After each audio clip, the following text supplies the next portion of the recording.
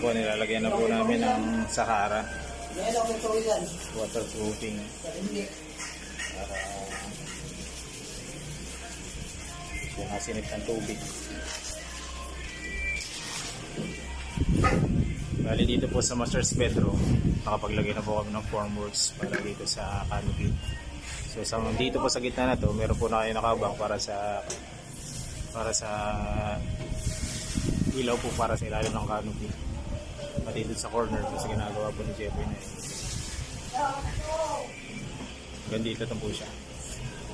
Bubuhusan po namin ito ngayon. Ganun lang po yung magiging buhos na.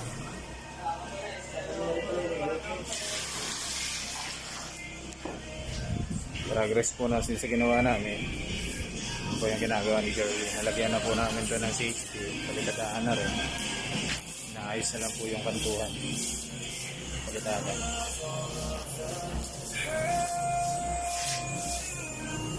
Meron na rin po dito.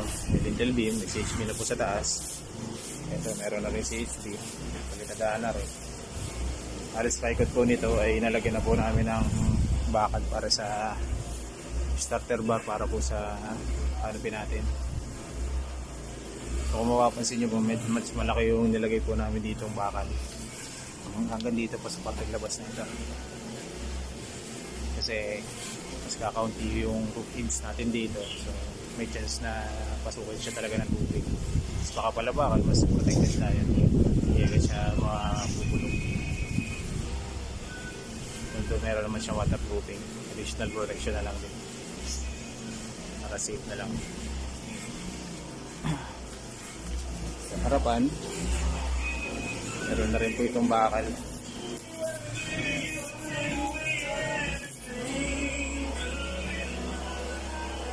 May mga horizontal bars pa po tayong ilalagay dyan. May 2 pirasong horizontal bars. Doon po, maglalagay rin kami ng ilaw doon sa pateng gitna na yun. Sa likod. Dito po, meron dito. So, dito. Doon po sa pateng gitna na yun.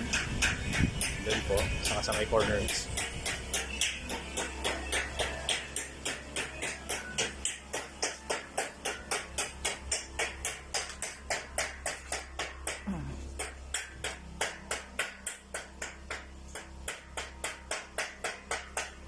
Sa corners, meron dito ng ilaw. Dito, meron din. Doon po sa pwesto ni Chepe na may ilaw din po doon. Pati din sa may pinakakanto.